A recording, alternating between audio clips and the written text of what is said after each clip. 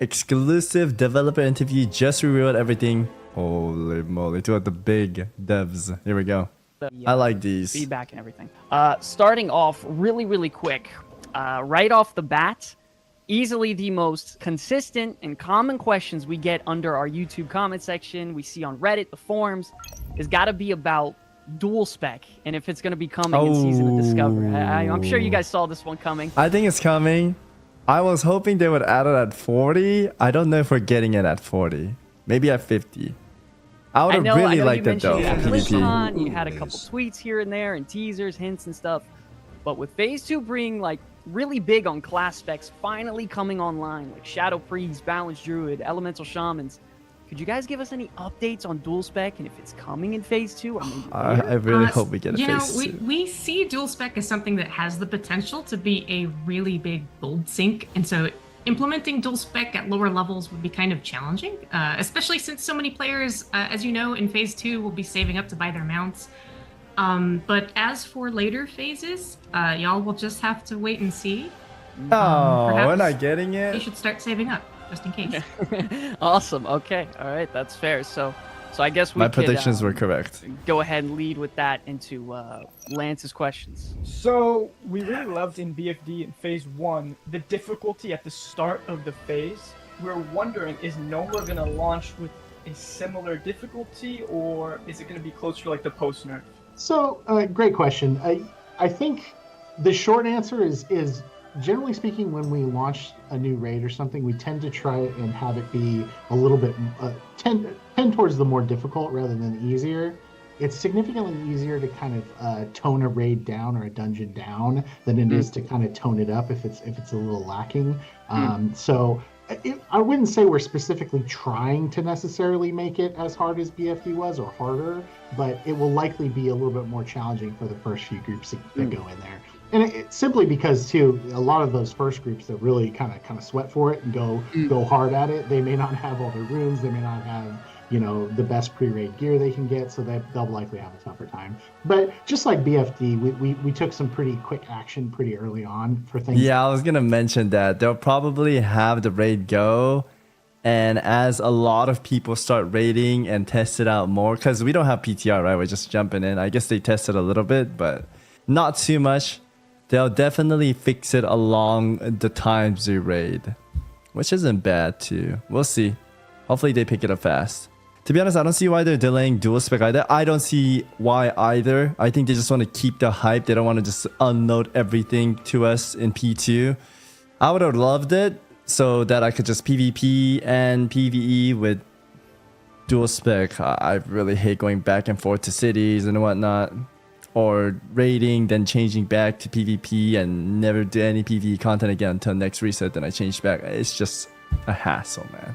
That we're a little bit outliers, and we'll almost certainly do the same here if anything is super out of whack. We also wanted to talk, speaking on No More Gan additionally, we wanted to talk a little bit about how maybe the resistances might work in there as well. That's a good question. I'm sure you guys have seen on the forums and stuff also. The bleeds and poisons I know in BFD, too. certain bosses like Gamura had the high armor, Kelris, pre-nerf had a lot of high magic resist. Can we expect a similar type of situation heading into No More Gan with the mechanicals? Because, some of them are immune to a lot of different things. Can you give maybe some feedback and information going along that? Sure. So I think it's safe to say nothing will be outright immune to like bleeds and poisons and stuff like that. However, there will be likely additional resistance. It will certainly not be as punishing as BFD was to casters early on. That was probably too punishing, and we learned some lessons there. But yeah, I mean, we want to keep it thematic. Bosses having resistances is a very vanilla mechanic, and that's something we do want to keep thematic. But I don't think it's going to make a ton of difference in the long run to most classes.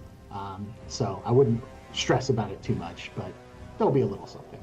Yeah, no, that's good news. A lot of people were really concerned about some of their specs and yeah. stuff.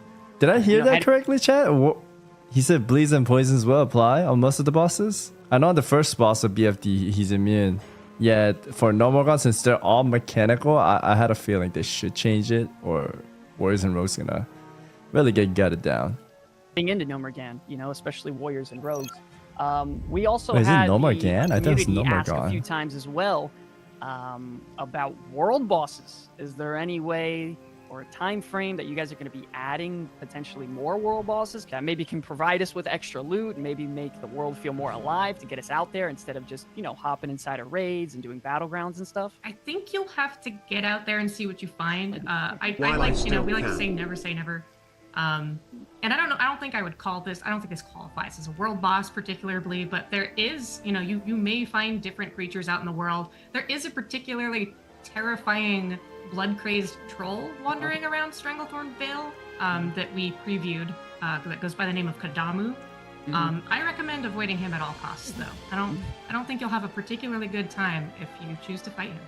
Oh, yo, we I saw definitely that. I gotta saw kill that in him. the preview that looked really, really interesting. I will say that for those who do like to embrace danger, if you're in the proximity of Kadamu and you're fighting other people, that could make for an interesting and rewarding encounter. So keep an eye out for him. Keep a safe distance. I like that word, rewarding. I like Okay. that always, in my mind, it just a bunch of loot pops up in my head. So that sounds pretty cool. All right, so is there any concern among the team that with like the increase in power through the new items and the runes, that it might trivialize the open world or even the dungeons we're going to be doing in this next phase? Power creep is something that's kind of always, on our minds. I will say that overall, the open world is already quite a bit more dangerous in Season of Discovery than it is in regular Classic Era to kind of help make up for that.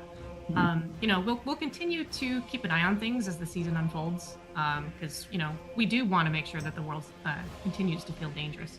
Yeah, a lot of what we would have done here, we've done kind of with feedback in mind. Like we have heard a lot of the same complaints going into Phase 1. People saw the previews at BlizzCon and they're like, the world's going to be completely trivial. And I don't think I've heard a ton of feedback to that effect in actuality. And so I think we did a pretty good job in Phase 1, and we're going to kind of keep that sort of curve going. Yeah, Phase 1 if that wasn't makes bad at all. sense.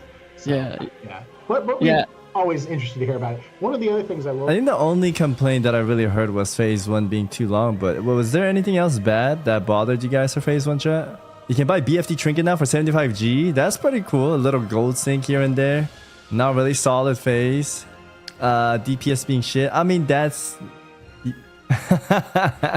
that's just class RNG. It's just how WoW is. Your class might be shit at DPS. Ashen Velvet Lair?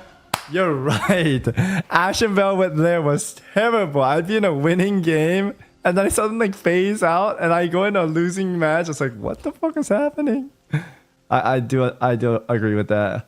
say about outdoor difficulty too is that we do think it's important. Like, we never want to get into a situation where we'll actually one-to-one scale it with like your item level or anything like that. That's a very like Modern has tried that at various points to various degrees of success, and we do really think, and they kind of arrived at this conclusion as well after doing it the first time. I think it was in Legion or at the end of Legion, that it is important to have power progression on your character. And while the world may feel pretty dangerous when you're leveling, as you gear up, as you get all your runes, as you get your best in slot from dungeons and raids, it will start to feel less dangerous, and that's a good feeling. That's a good progression. And so that's something we do want to make sure we maintain. But we think it's going to be a little bit spicier than than you might remember it, just like Phase 1 was. Yeah, I will say, like, I feel like that's a reoccurring theme throughout all of World of Warcraft. It's always a struggle as you're leveling and then finally reaching max level. But then once you get that raid gear, you feel a lot more powerful and killing monsters, doing whatever it may be. So that is awesome. That Season of Discovery, even though you're getting all these new things. That still is the case, which is really, really good. We wanted to ask a pretty big one. I know this is a really loaded question. Do you guys have any plans for our characters on this server at the end of Season of Discovery? Will we transfer maybe that's a good to Era question. and lose all the runes and items? Will they just be completely gone? Do you guys have any updates on maybe advancing Season of Discovery on its own? Or do you guys have I anything don't know to if sort of they add thought to that? about it So that far. This is kind of a difficult question to answer for a lot of reasons. Yeah. I think it's safe to say we likely won't go take your characters to like a strictly no changes original WoW world. And they certainly won't go to an existing era realm, because at the end of the season you're going to have so much new gear and so many new things that people are going to get destroyed. It would be harmful potentially to an existing era realm to inject all that into. So that's something we're very cognizant of. But that said, we're still discussing what the final home will be. Will it maybe be some sort of evergreen version of Season of Discovery? Will it be a new environment entirely? There's somewhere between Season of Discovery and Era. I think the overall goal is to make sure you end up someplace cool, someplace interesting. And hard to say what that specifically will be right now, but we're pretty committed. God, that's actually so hard for me to, when I think about it. They already have Era server, and for them to make another Era server for this, there's so many WoW versions, and eventually it's gonna die out too, right? Because people are gonna play New Season instead, and you're gonna be kind of done with that server. In a good place. Awesome. Just to add on to that too, like we're still very far from the end of the season. Yes. So you know, this is one of those things that I think there's great opportunity for us to kind of shape the future based on player feedback. So let us know what you think. Yeah. No. Yeah. The community, especially the WoW players, they will let you know what they think. They're very Someone probably has an insane answer for this. open about how they He's feel. gonna be cooking in the comments That's again. good. That's good. That's good news to hear. Can we expect any changes to any of the SM wings in Phase 2? Will they all be open? Could we consider them? I know we saw them like accidentally leaked at BlizzCon that it might be a raid in the future. Is anything Accidentally, going to by change the there? way. No changes to Scarlet Monastery. You can expect it to behave how you'd expect to. You know, it's 5-player dungeons. A lot of those images, just to kind of touch on that, a lot of those images at BlizzCon that we accidentally included in our slides, sort of, I've answered this a few times, and I usually say that they represent aspirations and things and potential ideas more than fully formed thoughts or like a roadmap of stuff we've committed to. We want to keep the surprises coming and keep the actual roadmap of what specific content we plan to tackle a mystery as long as possible.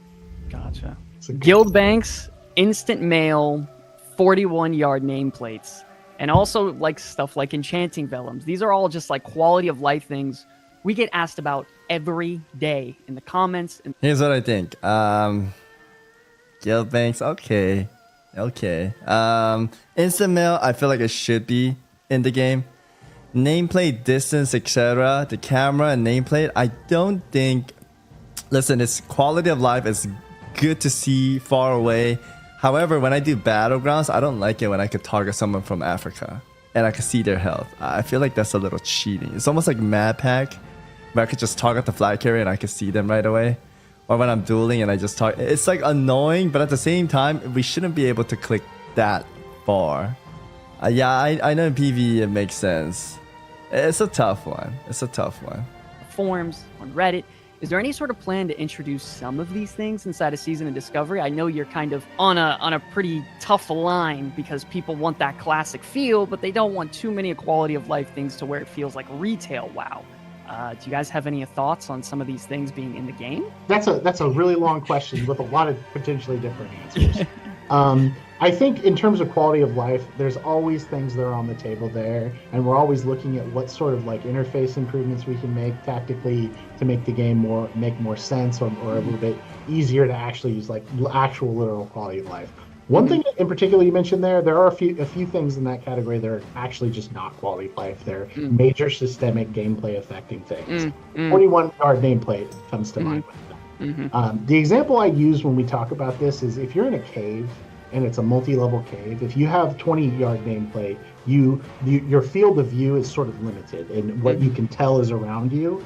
And as we just discussed, one concern that folks have is, will the original WoW world feel too easy with all of this extra power? Well, that is actually a power gain too. Having perfect situational awareness up to like your max 41-yard range gives you a ton of advantage to see mobs above you, see mobs below you, and it makes you less careful about how you navigate those tight and close spaces. spaces. Exactly Now, what I was trying to get my that's point not to across say we at. won't do it, but what I'm getting at is that these are things we have to actively think about whenever we make changes, because we could very easily get into a situation where in the moment one of us is annoyed that I can't see the thing I'm shooting at as a mage. I can't see the gameplay. It's like, that's annoying. We should change that. Yeah. But once we change that, there's no going back. Like Yeah. that will be an expectation forever. Modern is the way modern is because of incremental iteration over time. And modern is great for what it is.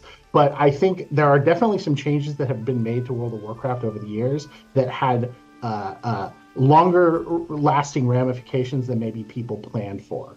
And so I think a lot of people are asking for like, you know, things like this is like, and just any change is like, I really want Classic Plus, but I don't think many people are really asking for Modern Minus. Yeah. And I don't think we really want to get into a place where we make Modern Minus. Modern minus. I've never Yeah. heard of that before. That's a new one. So it's just something we have to Classic think about. So Plus the and short answer is, yeah, Modern we're always looking Minus. at that kind of stuff. The long answer is that we have to be very careful where seemingly innocuous changes to ameliorate specific minor concerns may have larger impacts on the game writ large. So keeping it in the convenience or quality of life style of question. Another thing we constantly get asked about is like a pet or mount tab. I know there might be some extra mounts or pets that we get in Season of Discovery. Any idea if we might get something like that? I think in Wrath they put this in, right? And going back to the quality of life, I feel like instant mail again, and maybe flight path. I don't like flight path being 20 minute, 10 minute, like those long ass one where like your loopy loops everywhere. So I I don't mean, know if I like Backspace that. is indeed a premium in Classic. The short answer is we don't have anything planned for that at the moment. But the longer answer, I think, kind of piggybacking on what Josh already said. I don't think this you one's know, that big. I as we wouldn't kind care of if think there's a... about Season of Discovery and how it represents Classic, but with a bunch of changes. One of the things that has been on our minds is what sorts of quality of life features make sense in Classic era without fundamentally changing player behavior in such a way that moves us too far from what makes Classic feel like Classic. This isn't really big of a deal. I don't care about this, right? Do you guys care about pen and mount tab collection tab? I don't think we care about that. Certainly the the Just give us mounts and dual pets thing, talent. like that's a different category than the nameplates quality of life thing that folks are requesting. But one thing we might consider with bag space, for instance, perhaps having limited bag space actually forces you to make trips to town more frequently, and your presence in town is what maybe makes the town feel more alive. Oh, she sounded like so that's one of Index the right things now. we might consider when we kind of weigh these quality of life features. There's definitely room for some of them, but it's something that we have to be really considerate about as we move forward. Yeah, no, that makes sense. You don't want to, go too far with it, I suppose. Moving into like the next question. So in the What's New video for WoW Classic Season of Discovery, you guys released before Phase 1, it showed a Waste Rune slot for Paladins that had actually the Howling Blast Death Knight ability, which was pretty exciting to a lot of people. Do you think we could How is that?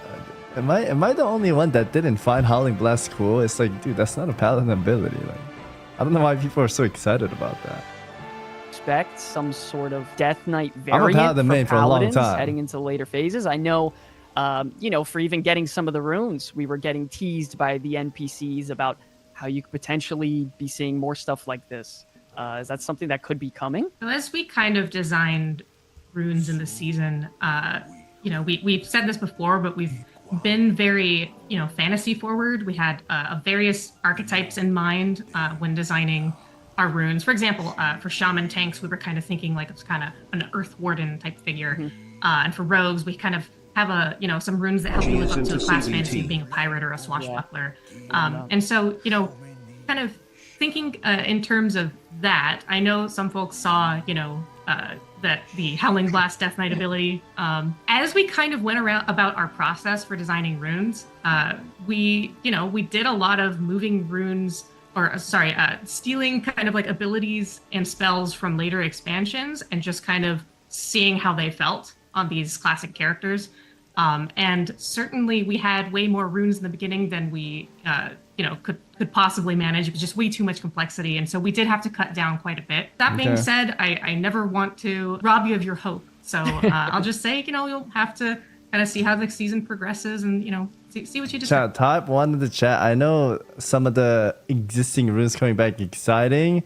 However, I'd like to see some new runes as well. Like a new ability that WoW never had. That sounds wicked now, right? I would like that. A lot.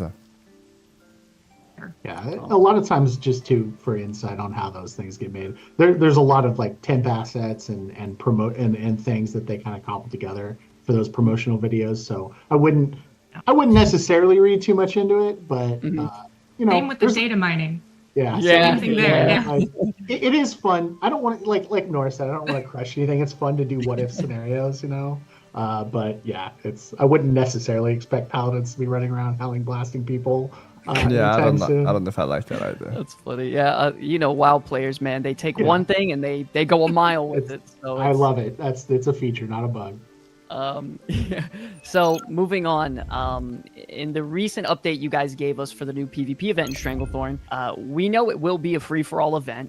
Can you tell us a little bit more on how you plan to stop people from just getting into a giant raid and zerging down like very small packs of people? You know, also what about like win trading and stuff like that? That's a very big question. I thought you get punished if you're in a raid. I think the blood troll guy is gonna blast you if you're in a raid.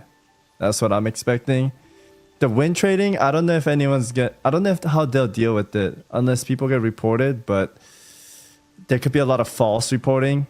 I could definitely see a lot of people not being in groups, being all separate, but at the same time coordinating to go kill people at the same time. There'll definitely be stuff like that. I mean, as for the getting together in massive raids and zerging people down, mess around and find out, I guess. I don't think it's going to be a good idea to get together in a massive raid group. You'll see. Give it a try. See what happens. I'm not doing it. Yeah, as for like win trading and things like that, like when designing something like this, we really want to... Actually, I have a solution for the win trading. What about if there's a big group of people and they're together for a long time, the blood troll comes and blasts all of them? Or they're attracted to where there's a lot of group of people.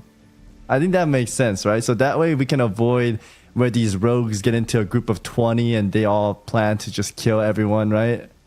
And we'll definitely see a lot of that. Or showing the map. I guess they can. I know in was it BFA they added those like if you get too many kills you become like a skull in the map, and if you go kill them you get like mercenary loots. I thought that was a cool little essence. I hope it's doable, not in a group and without stealth. I think a giant troll will walk towards a large group of people. That's how they manage the raid group.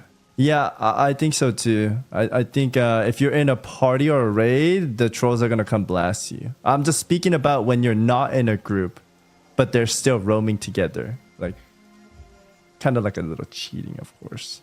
Try and make something that is fun first, and then sort of like shore up the exploits and shenanigans a little bit later. Like we have some things in mind for that. I'm not super worried about it. There will always be someone who tries to find a way to actively avoid like PvP in a PvP. Yeah. There's also a lot of self-policing the community can do for some things. I'm not necessarily saying win trading, but just shenanigans in general. If you're running around in a group of 5 and you're trying to do something, you're going to have to be in the zone, and you're going to have to be, you know, around other people that are wanting to PvP, and you may find that you're a ripe target if you're trying to pull off some shenanigans for an actual organized group that actually is tooled up to fight. But like anything, Ashen Vale, we're making adjustments for days and weeks afterwards, and if we need to, we'll just keep adjusting it. I'm not super worried about it. Back to like the data mining Ashen and maybe Vale had a lot taking of things with a problems. grain of salt. We noticed that some of the items for PvP specifically for this event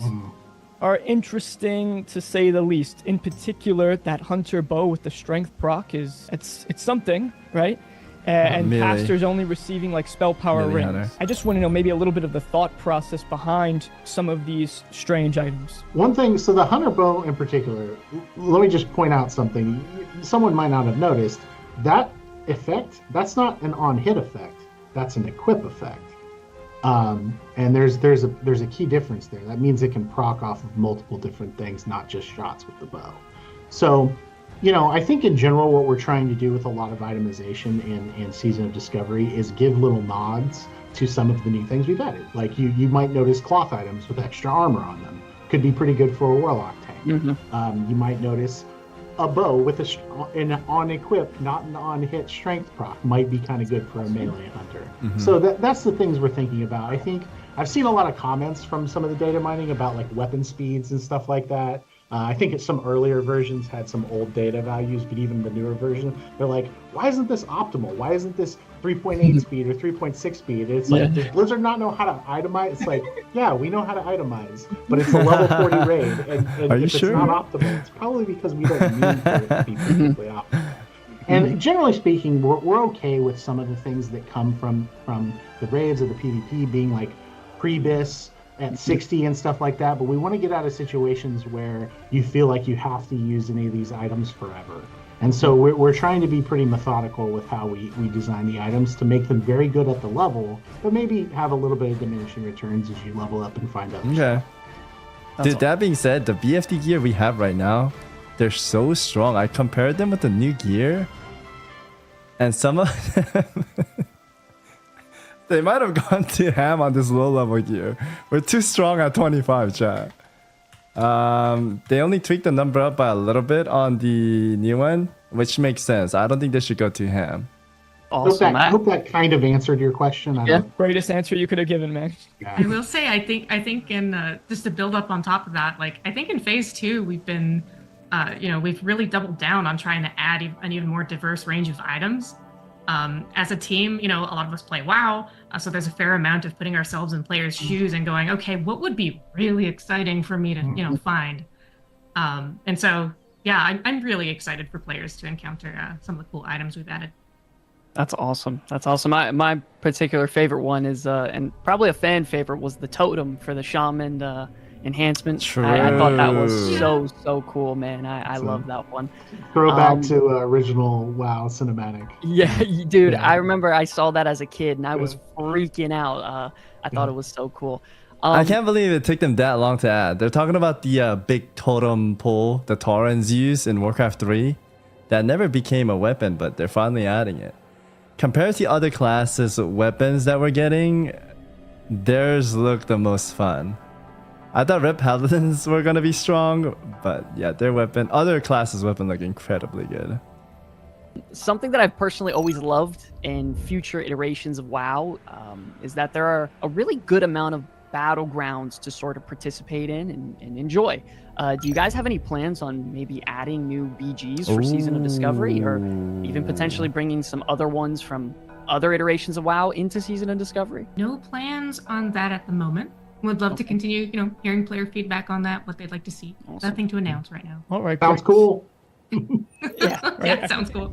That's kind of like what you said the other day, Sky. So we've really enjoyed all the cool Easter eggs, like the Maybe at Tauren Rogue 60. that teaches the shaman the dual wield rune, and other cool things like that have kind of been added to the game. I'd love to know, is Season of Discovery an alternate reality from the main classic universe or the retail game, or does it have any implication on maybe the future story of WoW or just in general the Warcraft universe? This is a great question. I think it's safe to say, I think we've already kind of commented on this and said, I hope we have anyway, because I'm about to say something here. I don't know. I hope it's not new. I think news. they connected to but the I think we reality. have, but I wouldn't call it an alternate reality. I don't think we really want to get into sort of timey-wimey Yeah, shenanigans. it's connected with, to the real Season one. of 3 Discovery. years, Savix. I think it's more of like, this is just a little bit expanding on the world as you knew it. And we were very careful and very deliberate to try not to stomp on any existing lore or anything that came afterwards. And you're not ever really going to see us likely do that too much. We might create new questions that you might wonder about, and that's cool. But, a lot of things, I think at BlizzCon in interviews, we described this as like sort of like any change to any character or anything we add to any character or add to the world is like found photographs. It's basically like, you were digging through pictures of your parents' photographs and you found them on vacation somewhere you never knew they went. Didn't really change how you think about that person, but it does give you a little bit more insight and a little bit more, I never knew that about this character or this location or whatever. And that's cool. It's just expanding the world as it was, really, rather than trying to redefine anything. So we really love that Void Touch quest line that we got with the BFD and the, True. and the That was a shadowy good figure quest. and that awesome dialogue we got with that quest chain that gets those items for leatherworking and stuff like that.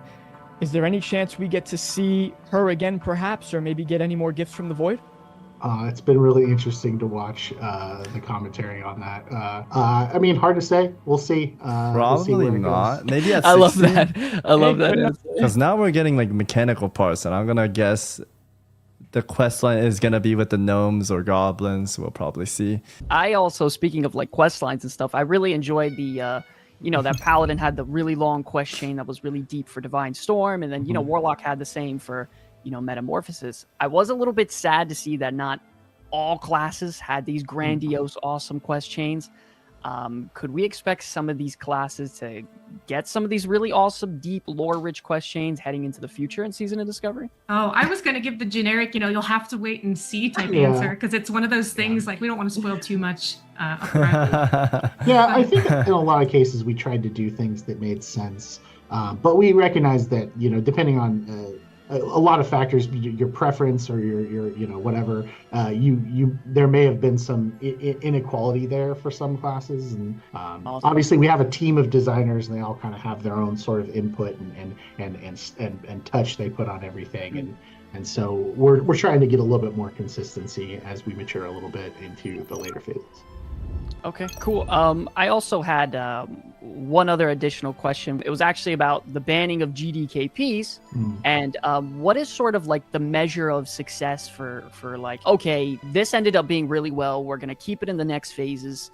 Let's just keep it going. Like, what is the sort of I think they measure should and the keep it yardstick forever. for saying that sort of thing? This is another tricky one to answer. Really, like, we're going into this, we're hoping that it has a more positive impact on social ties, like people going and joining guilds, forming regular raid groups, things like that. That's hard to measure, though. That's really that's almost like a feeling, right? The thing that is a little bit easier to measure is how successful are we at being able to cut down the amount of illicit activity in the game and gold selling and gold buying.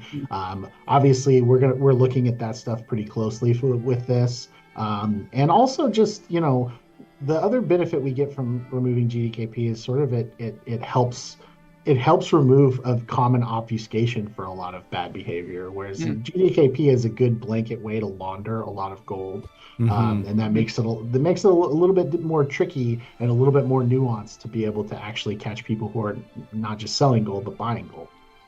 And so that's one of the things that we're kind of excited about with this is that might help in there a little bit. So there's a lot to it. I don't know. I can't really get. There's probably gonna be Discord groups where they still run GDKPs. However, having it cut down in the game itself, it will disqualify a lot of people from joining because you gotta do more work to get it. It's like me saying, if you want to join my guild, you gotta join the Discord so that we can keep track of if you're being good or not. And if we have to ban you, we ban you, right? But a lot of people don't know how to join Discord. I know it sounds crazy, but some people struggle joining Discord's chat. Wild doomers, I swear to God. Anyways, GDKP back then made sense. GDKP now, it doesn't. There's too many gold buyers. It's all unhinged gold, I'd say. I don't think there's any like organic GDKPs where it's normally farmed gold. So it's hard to keep in. And I know people go in to just get free money, right? Yeah. Get too deep into it. I don't want to give anybody the keys to the castle to bypass anything we're doing. But there's definitely data and metrics we're going to look at, but there's also just do we think it has a positive impact on the game and how the game feels? And that's something that is harder to define, but we're all players too. So in terms of just how how it feels, like we again lean on player feedback for that. So let us know what you think, how it if you've noticed a detriment or like an improvement to your experience. Awesome. And one last final question. You were sort of touching on like how people can sort of like read between the lines and get away with something without actually doing something against TOS. Like, I would love to know if there was any clarifications on what isn't allowed, what is allowed. The reality is a horse by any other name is a horse, right? There's a lot of people think they're very clever and they're coming up with with ways to try and bypass this, but I don't, you can call it whatever you want. You can call it Alliance kill points. You can call it commodity DKP, Arcanite bar DKP, or whatever. It is what it is, and you know what it is. I don't want to be super specific right here and give like a way for someone to spell out how to bypass rules. We're looking at more than just gold, and we have a lot of ways to look at this.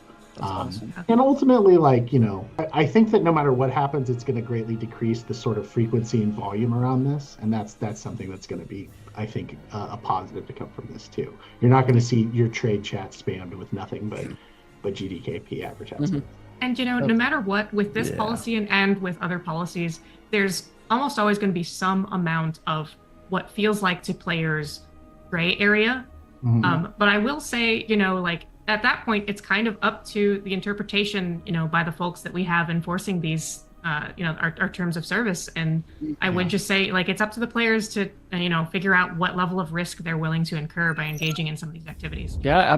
Once again, thank you guys, man. I know it's probably a madhouse over there, but what you guys are doing, once again, you guys are kicking butt, dude. I've played a lot of video games. Man, you guys are on point. You guys are really, really on top of it. Give you some cute thumbnails. Josh, do some kind of